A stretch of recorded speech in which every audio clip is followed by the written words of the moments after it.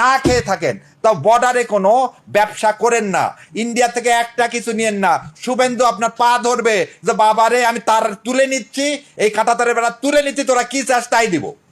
এই শুভেন্দু আমার সামনে কুরবানির দিনে 1 বাটি না 2 বাটি না 3 বাটি গরুর গোশত খেয়েছে।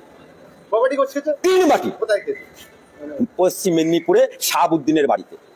হিন্দুদের এইভাবে বাঁচানো যায় না দাদা ভাই, এইভাবে একদম টোটালি বাঁচা। শুভেন্দু অধিকারী মশাই ভুল করছেন। নির্দিষ্ট সালে যেমন কুরবানির কথা চলছিল সেই কথা চালু করে আমার ঋণ আছে 9 লাখ টাকা, ঋণের বোঝা শুভেন্দু অধিকারীকে নিতে হবে। কুরবানির নিয়ম বন্ধ করেছে, মানছি না, মানছি না। রাজ্য সরকার কুরবানির নিয়ম বন্ধ করেছে, মানছি না, মানছি না। নাহলে আমার স্বামী সুইসাইড করবে বলছে, সন্তান অনাথ হবে, কিভাবে চালাবো? আমি তো মেয়ে মানুষ, আমাকে বাইরে যাওয়ার ক্ষমতা আছে, আমি কি ইনকাম করবো? রেখা পাত্র দিদি ভাই যে কথা বলছে যে গরু হচ্ছে 14 বছর বয়সীকে কুরবানি দিতে হবে, কথা তো এতদিন ছিল না। মাত্র 15 দিন ক্ষমতায় এসে আজকে নতুন নতুন নিয়ম, নতুন নতুন কথা চালু করছে। এই নিয়ম তো নেই, মানুষের জীবনের গ্যারান্টি নেই, তাহলে গরু 14 বছর জীবনের গ্যারান্টি আমরা কিভাবে নেব? আসসালামু আলাইকুম রহমতুল্লাহ। নতুন একটি নিউজে আপনাকে স্বাগতম। দর্শক, গুরুত্বপূর্ণ কিছু ভিডিও নিয়ে আপনাদের সামনে হাজির হয়েছি। যার শুরুর অংশগুলো দেখেই আপনারা বুঝতে পেরেছেন আজকের আলোচনা কতটা গুরুত্বপূর্ণ ও তথ্যবহুল হতে চলেছে। দর্শক চলুন ভিডিওগুলো দেখে আসি। তবে তার আগে বলবো, যারা এখন আমাদের চ্যানেলটি সাবস্ক্রাইব করেননি তারা আমাদের চ্যানেলটি সাবস্ক্রাইব করে পাশে থাকা বেল আইকন বাটনটি বাজিয়ে দিন, এবং ইতিমধ্যে যারা আমাদের চ্যানেলটি সাবস্ক্রাইব করেছেন তাদেরকে অসংখ্য অসংখ্য ধন্যবাদ। দর্শক চলুন একটি লাইক দিয়ে ভিডিওগুলো ধারাবাহিকভাবে দেখে আসি। অনেকে আমরা ভারতকে আমাদের শত্রু মনে করি, না, এটা আমাদের ভুল ধারণা। ভারত আমাদের শত্রু না।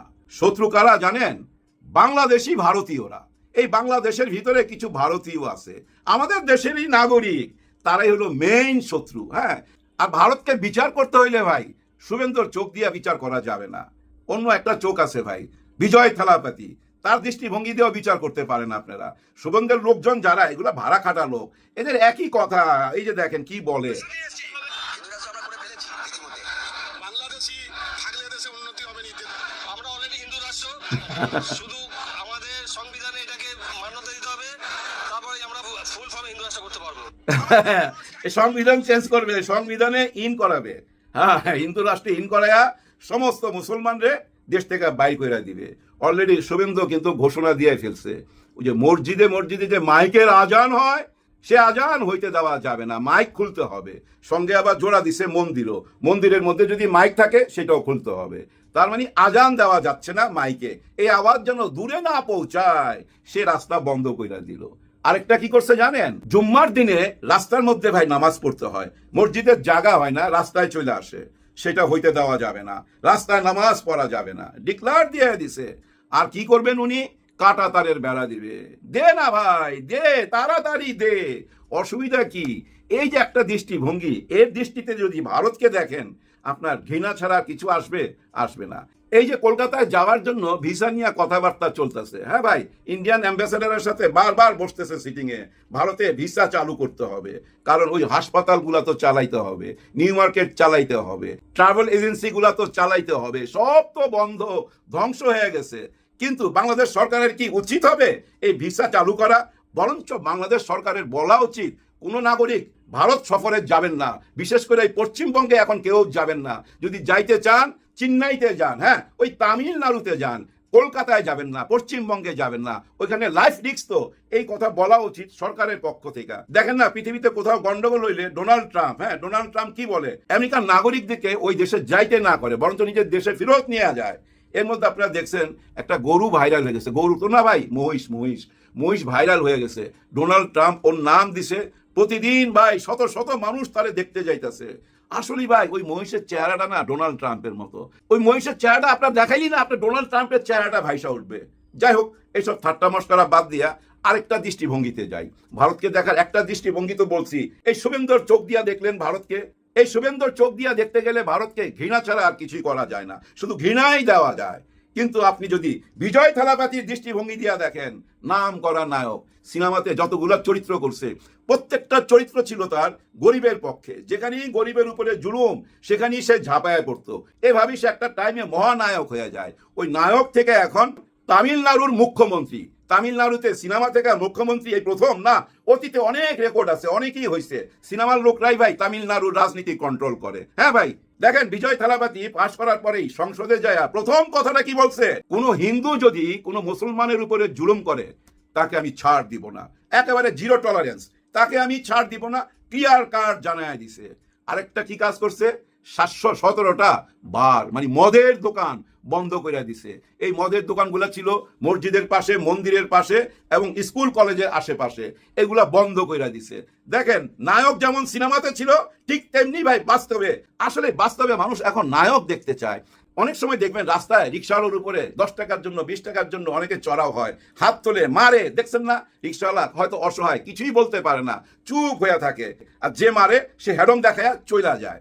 কিন্তু ওই মুহূর্তে যদি ওই হেডমালারে ধইরা কেউ 4টা ঘুষা নাকে মারতে পারতো, তাহলে কিন্তু ভাই সবাই হাততালি দিত, যেটা সিনেমাতে দেখায়। বাস্তবে এরকম নায়ক আমরা খুঁজে পাই না। কিন্তু মানুষ আজকাল বাস্তবে তেমন নায়ক দেখতে চায়। যেমন বিজয় থালাপতি পাশ করার পরই 2টা ঘোষণা দিছে, মুসলমানের উপরে জুলুম হইলে আমি তাকে ছাড় দিব না। মদের দোকান, ভারতের মতো জায়গায় মদের দোকান বন্ধ করে দেওয়া। যে দেশে কারো বাড়িতে মেহমান হিসেবে বেড়াইতে গেলে আমরা যেমন চা দিই না, সেখানে চাও দেয়, কফিও দেয়, আবার মদও আপ্যায়ন করে। সে দেশে মদ নিষিদ্ধ করে দিল 717টা দোকান, এবং ভবিষ্যতে আরো নিষিদ্ধ করবে। এবং দেখবেন ভবিষ্যতে যেসব সিদ্ধান্ত নিবে, প্রত্যেকটা নায়ক সুলভ সিদ্ধান্ত নিবে। এখন দেখেন, শুভেন্দুর চোখ দিয়েও তো ভারতকে দেখলেন, এখন বিজয় থালাপতির চোখ দিয়ে ভারতকে দেখেন, দেখবেন অন্য এক ভারত। আমরা এই ভারতকেই দেখতে চাই, কিন্তু শুভেন্দুর যে ভারত, এই শুভেন্দুর ভারত কিন্তু ভারতকে বিপদে ফেলবে। যেভাবে সে সংখ্যালঘুদের উপরে জুলুম করতেছে, অত্যাচার করতেছে, এর ফলাফল কিন্তু ভালো না, এর ফলাফল ভালো না। অনেকেই এরকম করার চেষ্টা করছে বহু দেশে, কিচ্ছু করতে পারে নাই। ডোনাল্ড ট্রাম্প পর্যন্ত এখন বুঝা ফেলাইছে ইরানে আক্রমণ কইরা যে মুসলমানদের সঙ্গে বেশি বাড়াবাড়ি করা ঠিক হবে না। যার জন্য কিন্তু দেখেন যুদ্ধটা থাইমা গেল, কিন্তু যুদ্ধের কোনো খবর নাই। আর যুদ্ধটা হয় কোথায় ভাই? সীমান্তে যুদ্ধ হয়, 2 দেশের সীমান্তে যুদ্ধ হয়। ওই দেশের কোনো সৈনিক আমার দেশের মানুষকে গুলি কইরা মাইরা ফেলাবে, এটা আপনি মাইনা নিবেন? নিশ্চয়ই মাইনা নিবেন না। নাসিরউদ্দিন পাটোয়ারি মাইনা নেয় নাই, চইলা গেছে ভাই সেই ব্রাহ্মণবাড়িয়ার সেই সীমান্তে চইলা গেছে। ওইখানে ঘটনা কি ঘটছে? ওই সীমান্তে চোরাচালানি বন্ধ করা হয়েছে, চারিদিকে পাহারা বসানো হয়েছে। নতুন রাস্তা খোঁজার জন্য বাংলাদেশি 2 জনকে নিয়ে, চোরাচালানি যারা করে তারা বাংলাদেশের 2 জনকে নিয়ে নতুন রাস্তা খুঁজতে গেছিল, তখনই তাদের সৈনিক তাকে গুলি কইরা মাইরা ফেলছে। এই লোক ঘটনা, লাশ ফেরত দিছে। কিন্তু মাইরা ফালাবি কেন? অ্যারেস্ট কর, অ্যারেস্ট করে তোরা জেলে দিয়া দে। একটা মানুষকে মাইরা ফালাবি কোনো কারণ ছাড়া? এই ভারতের সাথে শুধু আমাদের সীমান্ত, নেপালের সীমান্ত নাই, ভুটানের সীমান্ত নাই, কই তাদের এখানে মানুষ না তো? নেপালের একজনকে মারছিল, এই ভারতের সোলজাররা নেপালের একজনকে মারছিল। পুরা নেপাল জায়গা উঠছিল, রাস্তায় নাইমা গেছিল তো পুরা নেপাল প্রতিবাদ করার জন্য। তারপরে ভারত সরকার কিন্তু ক্ষমা চাইছে, ভুল স্বীকার গেছে। আমাদের এখানে দেখেন ইউনূস সরকার যতদিন ছিল ততদিন কি আমরা দেখছি এরকম দৃশ্য? নিশ্চয়ই না, উল্টাটা দেখছি। তাদের সোলজার আমাদের সোলজারের পায়ে ধইরা কান্নাকাটি করতেছে, এরকম দৃশ্য দেখছেন না? নিশ্চয়ই দেখছেন। অথচ নির্বাচিত সরকার আসার পর অন্য ঘটনা, যার জন্য নাসিরউদ্দিন পাটোয়ারি ওইখানে চলে গেছে এবং ঘোষণা দিছে আগামীতে যদি এরকম সীমান্ত হত্যা চলতে থাকে তাহলে আমরা লং মার্চ করব সীমান্তের দিকে। একটা তো হুমকি দিছে ভাই, আর কি বলছে? সরকার কেন নীরব? আমাদের স্বরাষ্ট্রমন্ত্রী কেন নীরব? স্বরাষ্ট্রমন্ত্রীকে নিয়ে অনেক রকম কথা বলছে, যে কথাগুলো শুনে অনেকে বলতেছে এই ছেলেটা পুরাই বেয়াদব, হ্যাঁ পুরাই বেয়াদব বলতেছে। কি করবে বলেন? ওর ভাষাই তো এইটা, ও তো এরকমই। ওকে বদলাইতে পারবেন? পারবেন না। মানুষ তার স্বভাব থেকে বের হয়ে আসতে পারে না। কিন্তু সে কি বলতেছে সেটার দিকে নজর দেন, ভাষাটা কেমন সেটার দিকে নজর দিয়েন না। উনি কেন বলবে না যে সরকার না জানার ভান করলো কেন? সরকার বলতেছে যেসব ভিডিও দেখা যাচ্ছে এগুলো অতীতের আগের ভিডিও আইনা এখন জোড়া দেওয়া হয়েছে, তেমন কোনো ঘটনা এখানে ঘটতেছে না। উনারা কেন দেখতে পাচ্ছে না? আমরা জনগণ দেখতে পাই, উনারা কেন দেখতে পায় না? যার জন্য ওই বেয়াদবিটা করে, যার জন্য ওনাকে বেয়াদব মনে হয়। আর আমার ব্যক্তিগত দৃষ্টিতে পাটোয়ারি কেমন? আমি মনে করি ভাই কথাগুলো যদি বেয়াদবি মনেও হয়, মূল কথাটা কি, সারমর্মটা কি সেটার দিকে লক্ষ্য করেন। ওই ভাষাতে যায়েন না, মূল বিষয়টা লক্ষ্য করেন। ভাষা একটু অন্যরকম হবেই। প্রতিবাদের ভাষার মধ্যে গালি চলে আসে, রাগ চলে আসে, সামলাইতে পারে না ইয়াং জেনারেশন। সবচেয়ে বড় কথা, 5ই আগস্টে মৃত্যুর হাত থেকে বাইচে আসছে, তাদের তো আর মৃত্যুর কোনো ভয় নাই। এরকমই হবে তাদের স্বভাব চরিত্র, মানুষ তার স্বভাব থেকে বের হয়ে আসতে পারে না। যেমন দেখেন মেজর হাফিজ সাহেব, উনি কিন্তু ওনার স্বভাব থেকে বের হয়ে আসতে পারে নাই।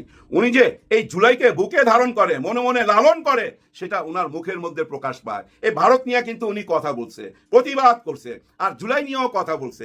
জুলাইকে উনি মনে প্রাণে মানে। জুলাই যে জাদুঘরটা ওপেন হবে আগস্টের 1 তারিখে, ওইখানে উনি গেছিলেন এবং উনি স্পষ্ট ভাষায় বলছে এই জাদুঘরে যেই আসবে সেই দেখতে পাবে স্বৈরা শাসক কেমন ছিল।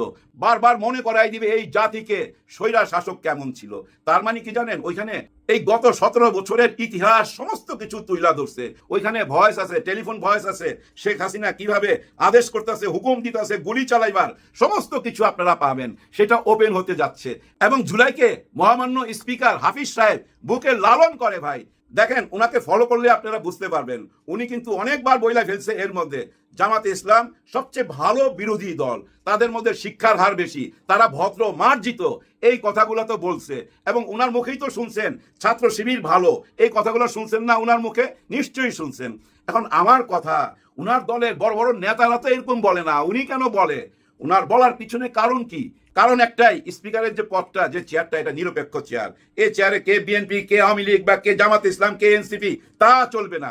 একেবারে একটা নিরপেক্ষ জায়গা থেকে উনি এই কথাগুলো বলছে, উনার এটা বলার অধিকার আছে। আরেকটা ব্যাপার কি? আরেকটা ব্যাপার, উনাদের ভিতরে ভিতরে এই আলাপগুলা হচ্ছে যে আমরা ভুল পথে চলে যাইতেছি, সঠিক পথে আসার জন্য বয়ান তৈরি করা হচ্ছে, ন্যারেটিভ তৈরি করা হচ্ছে, সফটলি আমাদের মনের মধ্যে ঢুকে যাচ্ছে। হ্যাঁ, স্পিকার সাহেব কিন্তু অলরেডি ঢুকে গেছে।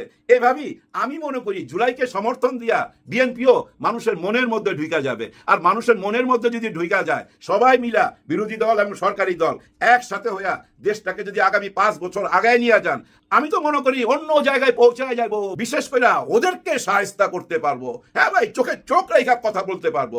লাশের হিসাব নিতে হবে, এভাবে কেন হত্যা করবে সেই হিসাব নিতে হবে। সে সময় সামনে আসতেছে, কেউ হতাশ হবেন না।